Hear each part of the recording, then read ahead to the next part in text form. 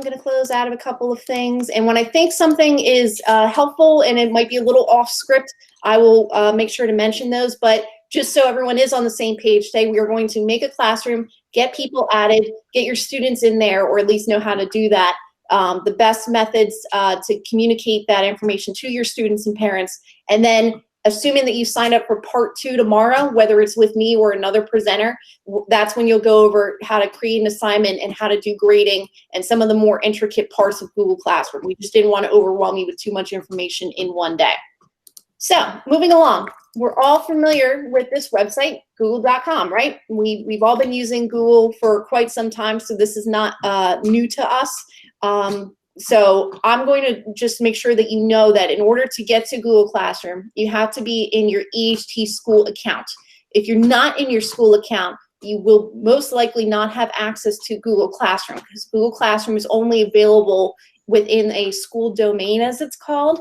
So if I click on the waffle here and I am signed in, I'm going to see that there's an icon right here for Google Classroom. So if you are not signed into your school account, and you just have like a regular YouTube account or Gmail or something, some of these icons may be the same, but you're going to miss this one. So make sure that if you need to, that you switch, sign out, whatever you need to do to be in your specific account.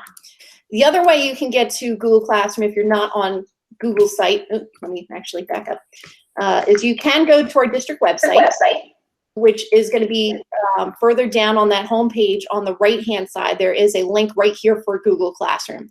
Both going to google.com, clicking on the waffle to get to the icon, and also clicking this will ultimately get you to the same place. So it's really whatever you're more comfortable with.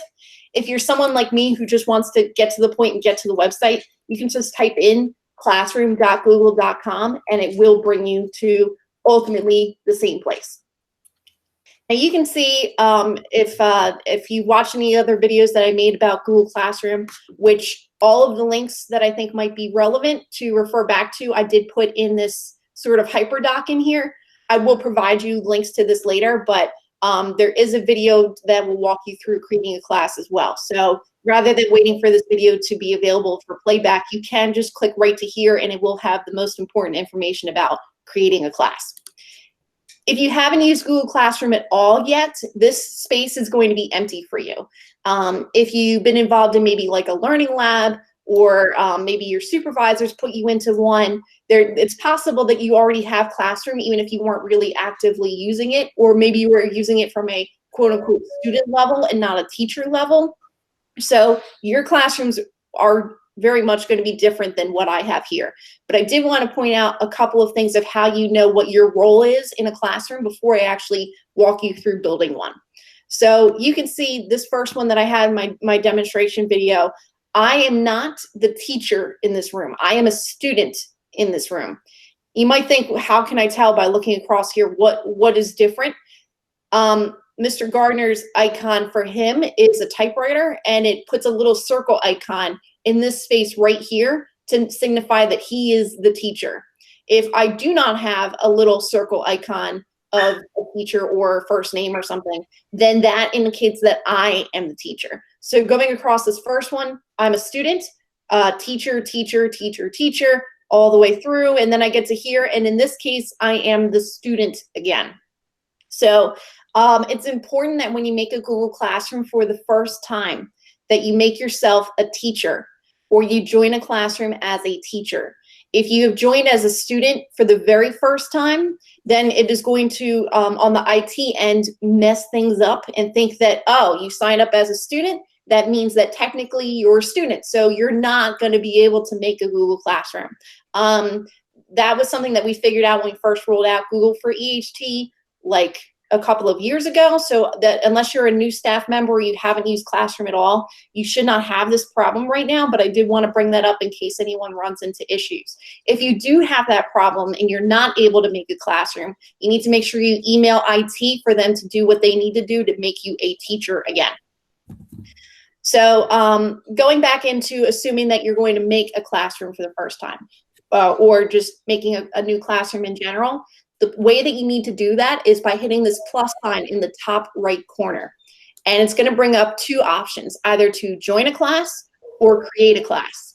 And because, as I said, we're going to be creating a class, that's what we're going to do here. Now, if you are a in-class support teacher or you're a paraprofessional, we are going to ask that one person in your group of people decides to make the classroom and then invite the rest of the staff. So if it's the gen ed teacher and they're bringing in the in-class support teacher and the paraprofessionals that go with it, collectively, you should decide to let the general ed teacher become the first teacher to make the class and make them invite the additional staff. So creating a class, and here is where you're going to have to come up with a name for the course. If you want to call it Mrs. Mullins' third grade classroom, if you want to call it, the subject title being U.S. history, whatever it is, Mrs. Mullins' demo class.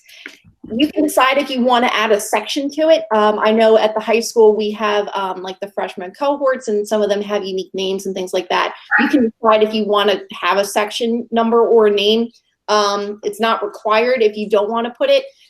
In some cases, you might just want to put the class year. There's something in your head here. And the important thing to also know is you have to choose a subject. So as someone who has the Communications Academy, there is a communications option. If you teach different kinds of history, you can see that there's several different history options available. But regardless, you have to pick a subject. It will not let you go further. Even if it's not a perfect match, it doesn't really matter, but you have to pick something or it will not let you pick the class. So I'm just going to go ahead and do art history for something different. And you could decide if you want to do a room number as well. That's kind of just depending on you if you want to put that information in there. When you hit create, I'm going to tell you right now that if you're creating a class for the first time this week, you can imagine that Google is getting inundated with lots of people creating classrooms and lots of online information getting uploaded to their website right now. So in this particular instance, it was faster, but my 11 o'clock group, it took about 30 seconds for it to make a class.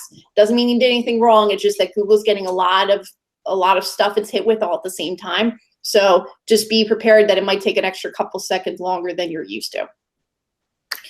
Okay, so now that I'm in this classroom, this is a brand new empty room with nobody else in it except for me. I recommend that you pay attention to the class code which is listed here. Each classroom you make is going to have a different class code. There's, depending what subject you teach, if you're a related arts teacher in particular, you might have, 1, 2, 3, 400 plus kids that you interact with. I do not recommend dumping them all into one classroom, because when you get into the classwork features and you have different due dates for different sections of students, it's not necessarily practical to have to say, okay, this kid, this kid, this kid, this kid, it's due Monday, this kid, this kid, this kid, it's due Tuesday. I recommend, even though it's a little bit of work to set it up, that you make individual classrooms as it makes sense to divide them. I know you can put over 100 kids in a room technically with Google Classroom, but you want to keep it probably to a more manageable number, I would say. It's important to know that, though, if you decide you're going to break it, or maybe you're an elementary teacher and you want an English classroom or your ELA classroom, and then maybe you want a social studies classroom. Really, it's the same 25 kids, but they're in individual rooms. It helps them sort of keep a division of what needs to be done in which room. So you can decide how you want to use this, but keep in mind that if you are an elementary teacher and you're doing ELA, math, science, social studies, 4 different rooms, but really it's the same 25 kids, you're going to have to provide the class code for each one of those rooms for those kids to join all 4 sections. And each class code is unique, so you might need to say, if you're at the high school, my day 4 block 1 class, this is your class code. My day 4 block 2 class, this is your class code. So just keep that in mind. How you decide to communicate that, if you're someone who uses ClassDojo, it might make the most sense for you to copy this code and put it in your communications in ClassDojo. I would recommend at minimum that you put it on your on-course website somewhere, or whatever means that your students know to communicate with you. And of course, if you already have students who are using Google Classroom, you don't need to give them the course code again. This is just for those who are starting it from scratch and need to communicate. And now that we're not in the physical environment that we used to be, We just have to use as much, interactive media as we can to get that class code out there. Yes, now I can hear you. We set up like all of Slayball Elementary. Everybody has their own classroom. The kids are already using it now. Most of them, I have almost everybody on board actually going in, but I guess it's set up by her and I'm not the main teacher. I don't have the icon. Is there a way to change that setting? Because I really don't want to start a brand new classroom. The short answer is no. Okay. Does it really matter at this point? It really doesn't. I mean, if you already have it set up and it's working and the kids are in there, it doesn't particularly matter who was the first teacher in the room. They already know that it's your room, and especially if it has your name attached to the name of the room, then it doesn't particularly matter. Okay, awesome. Okay, so for today, I'm mostly going to stick into the stream and in the people section. Classwork and grades, of course, are going to be vital in a later period when you're using Classroom more, but we're just dealing with setting up the classroom today. So thank you, Stream, this first window that I'm on right now. This is like the Facebook feed of your Google Classroom. So this is where you can post announcements to students. It doesn't necessarily have to be classwork related. You can be like, hey guys, want to make sure you're all, doing okay. How you making out? Post something interactive for the students to be able to reply to you, or maybe just like some sort of reminder of, hey, now that we're looking into being extended for a period of time, more classwork is coming. This particular assignment is due on Friday. Let me know if you have questions. Kind of like you would in a general email, or how you would physically interact with your students in a real classroom. That's what the stream is for. I'll show you in the settings area in a little bit that you can decide whether you want the students to be able to comment back to you, or if you just want it to be a one-line communication that you're pushing out information and not letting the students reply. That's a setting that you can turn on or turn off, but by default, it is set to let the students reply to you. So unless you don't want them to be able to communicate with you on the stream, then you're gonna have to go and turn that off. I will show you how to make those changes though. Moving over to where people is that next tab over, you can see, because I just made this room, I'm the only person in here. So my name is right here as the teacher. I don't have any other students or any other staff members in here. I did mention that you want to make sure you invite your co-teachers and your paras into your room. So in order to do that, all you have to do is hit this plus icon to invite teachers. Remember that you do want to make them teachers, not students. So make sure you're choosing the right option to invite them as a teacher. When you click on that, you can just start to type in their first and last name. You don't necessarily have to put the real email, like their full email address, because we're inside of it. So it will sort of be smart, and especially if you interact with these people often. Like if I put Dennis, I talk to Dennis Heenan the most, so it knows I'm probably looking for Dennis Heenan. I can click right on his name, and then he appears as someone I can invite. Denise C, another one I interact with pretty often. I click on her name, and she's about to get the invitation too. You can put all the people you need to invite teachers. Once you hit invite, they should get an email notification saying that they've been invited to join your room, and they can just click on that email, and it'll bring them in here, and then you're good to go. Your teachers are in the room with you. I mentioned you can invite students with the class code. I think that's the most realistic way to be able to bring people in, especially if you have, like, if you are a related arts teacher, if you're a high school teacher with too many students, to sit there and have to manually add them. But let's say you put out your class code on Dojo today, and you waited a day or two to let parents figure it out, get in there. Come Friday, you have 23 out of your 25 students, but the same 2 kids that you can never get to participate in real life are still not joining your classroom online. There is a way for you to kind of help give them that next step to be able to get in here. Is there a way to see somewhere all the comments students are submitting? That would be in your stream, would be the best way. If there's private commenting on your assignment, that's going to be a little different. I didn't get into that yet, but I can mention that when we get closer. To change the color background, Google doesn't have quite as many tools as I think they should have as far as making it creative.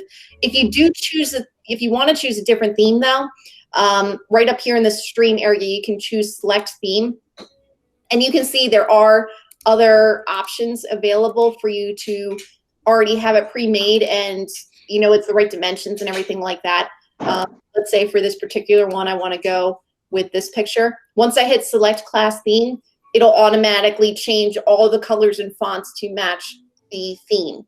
Now, if you want to go a little bit above and beyond and choose a different photo, any picture you have online, it just needs to be large enough. You can't have it like be like a little tiny Instagram picture, but like a good background type of size picture.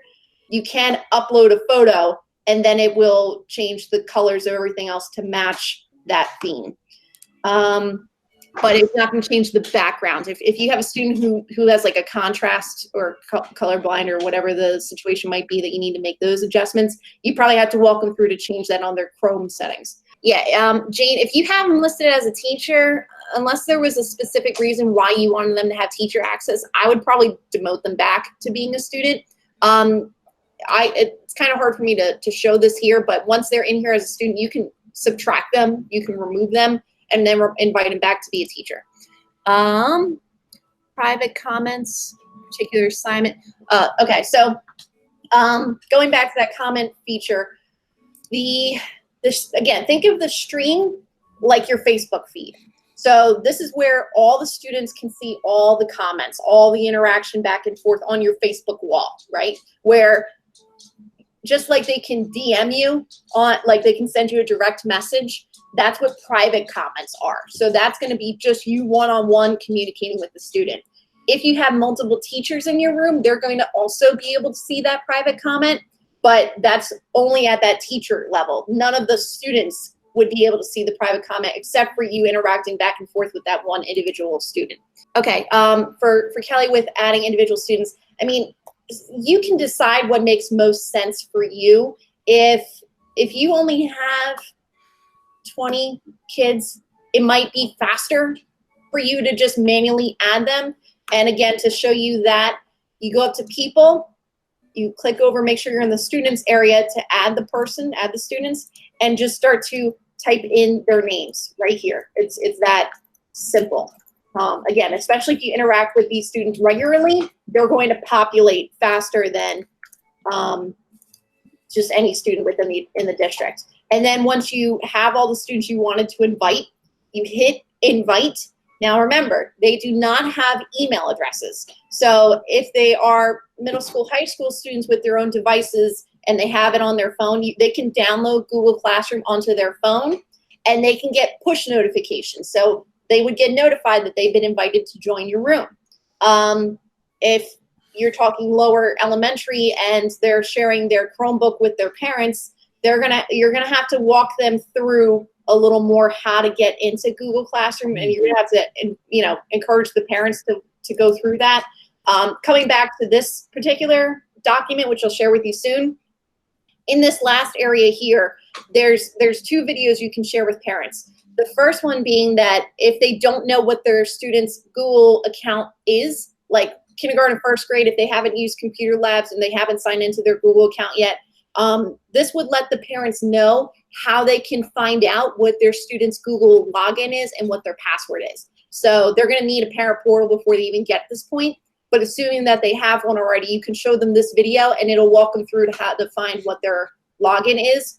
Followed by this second video, shows it from like the parent-student level to see what that looks like for them to be able to accept or join the room, and then sort of the most basic ways to navigate it. So I would recommend that you share these links with the parent you're interacting with. Maybe add them to your website if it makes sense, so that they have the basic tools they need to get in here. So going back to classes, this is the one that I have in my demonstration video. This information is all available in this video and the following videos that are related to that on my YouTube channel. Feel free to subscribe to it as well. I sound like a teenager. Like and subscribe to videos. But I am populating it with more information and more videos as the need arises. So feel free to reference this again for that. But now when I go under people, keep in mind now I'm in a different classroom. This is not the one that I just demonstrated to you. This is a classroom that's already been built that I've quote unquote have some students in this room already. So in this example, you can see I have 9 students that have come into this classroom. Over here on the side you'll see some names attached to the students. These are parents who have joined their students' classroom. You can invite guardians to join. Now, I want to follow up with, it is helpful, especially in this current environment, to invite the parents to be guardians in the room. That doesn't mean that they're going to be logging in every day to check things. Instead, they're going to, you can decide if you want a guardian summary emailed to parents. So let's say at the high school level, you know, the students are involved in 8 different courses. They would get one email once a week that says that your student has these assignments missing, that they have these assignments coming up. These were the main announcements posted to the classroom, and it'll have it broken down by each one of their subjects. So I will show you what that looks like in a little bit. I did just want to bring to your attention, though, at the high school level, you're lucky if you have 50% of the parents in here. I would like to think at the elementary, middle school level, you're going to see more names attached to these parents. But, you know, depending how involved other teachers that they've had previously have been with Google Classroom, they may or may not be attached. So that would be something that we want to try to get more parents involved in here. Especially if you have a student who's struggling or you aren't seeing them participate as often, you definitely want to make sure that the parents are involved and are getting those once a week sort of email newsletters. Coming back to more questions here. Oh, yes, my YouTube channel is my name, Leanna Mullen. It has the same picture that you see associated. It's got like, I have like a blue blazer on it. Thank you, Steve. Yes, and Jackie mentioned that once the students join, you can't invite their parents, but you can't invite the parents until you get the kid in the room. So point 1 is to get all your kids in here. If you're planning to join in for part 2 tomorrow, whether with me or another presenter, try to do as much of this work as you can of creating your classroom and inviting or posting the classroom code so that you can go a little further with this tomorrow. I'm also going to show you in here the settings window. So up here in this top right corner is the settings gear. And you can see if you named your classroom something and you realize you don't like that classroom name, you can change it. You're not married to it, but you will have to keep a subject of some sort. So here's some basic things, just like you had on that first screen. You can still make changes to them here. This is another class code. If you needed to reset your class code for some reason, maybe you ended up with like an L or 1, like especially if you have the younger kids who may not be able to tell the difference of what their code is. Best case is they copy and paste it, but if they're typing it out, you can reset the class code and you'll get a different set of characters. I don't recommend doing this very often, especially when you're doing this at the beginning, because you know, if you send out an email or if you put on your website for your students to join, and then 24 hours later you reset your class code, none of the kids who got that first class code are going to be able to come in. So I don't recommend changing it unless you really have to. Or if you are going to change it, do it at the very beginning before you start inviting people in. Some other things. So I was talking about the stream. Remember the stream was that first Facebook wall. You can change that setting, that if you only want the teacher to post, so you get in there, you make announcements, and you don't want the kids to interact with that post, you can change it in here to be only teachers. If you want to go the next level up, that students can comment, that means that the teacher can post something and the kids can comment underneath of you, but they can't start like their own thread. The top level, which is what it's defaulted to, is they can comment on that wall just as much as you can comment. You know your students and what that might look like if that's the way you want them to stay, or you may want to revert it back to more of a lockdown method. But if you really only have problems with one kid per se, who's not using this the way that they should be, you can go back to your people area, click on that one student, click actions and mute them. Then they can't talk. Oh, sorry. Then you can't interact with any other, they can't interact with any other students that are in here. They can only talk back to you. So you can decide if you just want to meet those couple kids and still leave that higher level up that they can interact and talk to you on your stream. That's really just, again, a matter of your own personal preference. Do students invite themselves, invite their parents, or wait? So with if you're trying to bring the students into the room, my first recommendation is to post the code somewhere that you can get the kids in there. If that is not working or you are not getting them fast enough, then you're going to have to hit this invite students, invite all the students into the room that you need to invite, and then they're going to have to accept the invitation. So I don't have an example of one of those types of students up here right now, but if I were to invite a student, you're going to see it says invited, and they're kind of grayed out, but they're not actively in your room yet. So if first level they aren't getting in, next level you invited them and they're still not getting in, then the next level is you need to contact their parents and get them in the room. You know, have that conversation with the families to make sure that they have the access they need. I'm sure by now you heard that Chromebooks are going to be available for those who really need it, one per family starting Thursday. So maybe give them the opportunity to get the devices that they need to have in their hands, and then start hammering home, like, now there's a device, like what's going on there. What else can I tell you? So is there any questions based on stream or people or the settings window that I had here?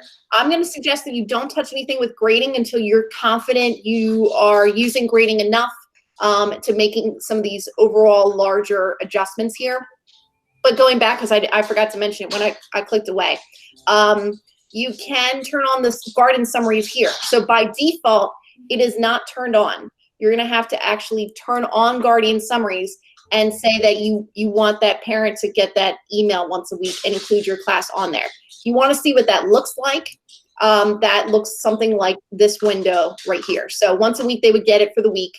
It would show, again, the student work, things that they're missing so far, followed by what would be due and when. And it does organize it by multiple subjects. So if that student has multiple teachers, you can see that they will have what the assignments are posted right here. You had mentioned all the students that are on the list, if their bubbles are still gray, they don't have their own photos or any other picture that they put in, and yet they're still able to type and text or email me on Classroom, is there something they should be doing in order to get that gray bubble or that gray picture active? I mean, does this still mean they're active?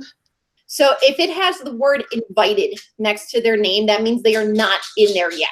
So if they're still grayed out and it has invited, they are not even in there. Okay, but walk them through.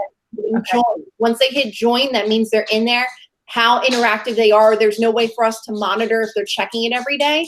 But at least you know that they are technically getting access to that room and everything you post. Okay, thank you. Yes, and Jennifer, to answer your question, if they are someone with multiple teachers, then all the teachers that they have would technically need to have the Guardian Summary on in order to get it for every single one of their classes. If you're just worrying about it as you as a teacher, and you're the only teacher that's doing Guardian Summaries, and maybe their math, their science, their social studies teachers are not doing it, they just won't be included in that Guardian Summary. They'll still get an email with your information, but they won't get it for any of the other classes that they're in. How do we get parents to join? So we have to invite them in there. Again, I'm going to suggest that you reach out to IT. If there is an email address that are already available, it'll be pretty easy for them. If we're talking about a family who does not have an email address already linked in, that's going to take a little more work. So I'll probably have to get back to you as far as what the proper way is to get the parents in there.